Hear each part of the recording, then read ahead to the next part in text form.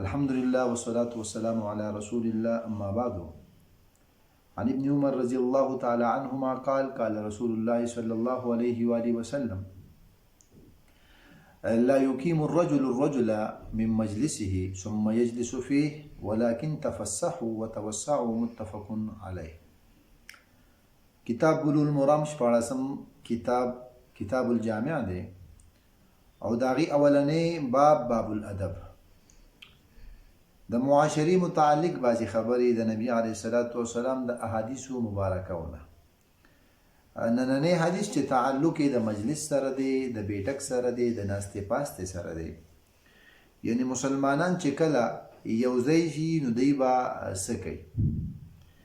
نبی علیه الصلاۃ والسلام فرمایي، د عمر بن خطاب رضی الله تعالی عنہ زوی چې نوم عبدالله دی روایت کوي. نبی علیه الصلاۃ والسلام فرمایي: لا يقيم الرجل ندی پاسي الرجل یو سړی چې د بهر نه راشي، الرجل هغه سړی لره من مجلسه د ناستې ځای د هغه نه چې هغې ناست وي.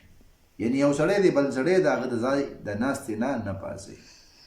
ثم یجلس فيه او دا پاسول د څه دپاره کوي چې ثم یجلس فيه دا بار نه راتلونکی انسان پای کې کیني. د دې دوه درې صورتونه دي. زمونږ په معاشره کې یوه طریقه دا ده چې ملګری ناست وي او د یو تن ته پکې وایي چې رورې تا سره مې سوال جواب دی، بهر یې کي او بیا په جلدۍ سره دا په ځای باندې کیني، یا د لاس نه په زوره باندې ونیوي او پیسې او دغه په ځای باندې کیني. دی عمل نه نبی علیه الصلاۃ والسلام منع کړی ده او دا د مجلس د آدابو نه خلاف کار دی. یعنی د مجلس په آدابو کې یو ادب دا دی چې مسلمان به بل مسلمان دغه د ناستې د ځای نه پاسي کم چې مخکې نه وي.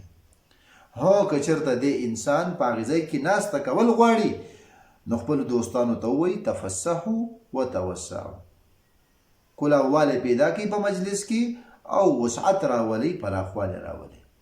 یعنی ما ته ځای وکړي، زه هم تاسو سره کینم. نو دا یو ادب دی د مجلس. د نبی علیه الصلاۃ والسلام ارشاد چې لا یقیم الرجل یو سړی دی بل سړی نه بازي من مجلسي خپل د مجلس نه، ثم یجلس فيه بیا به کې کینی، ولکن تفسحوا وتوسعوا، لیکن په مجلس کې په ځای کې دی تفسحوا کلاوالی پیدا کی، وتوسعوا او پراخوالی پیدا کی. الله رب العالمین دې د نبی علیه الصلاۃ والسلام په سنتونو موږ عمل کولو توفیق راکړي.